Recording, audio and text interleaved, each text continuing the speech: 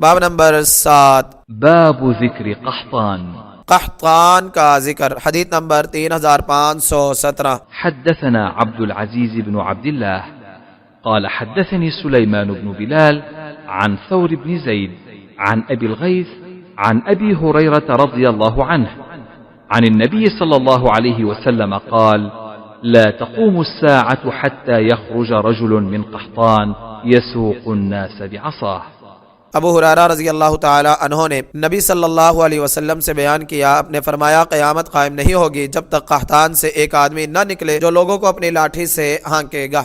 فوائد. نمبر 1، اپنی لاٹھی سے ہانکے گا مراد یہ ہے کہ حکومت کرے گا، کسی کو اس کے مقابلے میں سر اٹھانے کی جرت نہیں ہوگی، جیسے چرواہے کی لاٹھی کے سامنے کوئی بھیڑ بکری سر نہیں اٹھا سکتی. مسلم حدیث نمبر 2911 نے اس حدیث کے بعد ایک اور سند کے ساتھ ابو ہریرہ رضی اللہ تعالیٰ عنہ سے مرفوعاً بیان کیا ہے کہ آپ صلی اللہ علیہ وسلم نے فرمایا: لا تذهب الايام والليالي حتى يملك رجل يقال له الجهجاه. دنوں اور راتوں کا سلسلہ ختم نہیں ہوگا جب تک ایک آدمی بادشاہ نہ بنے جسے جہجاہ کہا جائے گا. حافظ رحمہ اللہ نے کہا، قرطبی نے کہا ہو سکتا ہے کہ قحطانی بادشاہ جہجاہ ہی ہو. اس کے بعد حافظ رحمہ اللہ نے نعیم بن حماد کی الفتن حدیث نمبر 1214 میں سے ایک روایت ارطاط بن منذر تابعی کے طریق سے بیان کی ہے کہ قحطانی مہدی کے بعد نکلے گا. دوسری روایت حدیث نمبر 1221 عبد الرحمن بن قیس بن جابر صوفی عن ابی عن جدہ مرفوعا بیان کی ہے: یکون بعد المہدی القحطانی،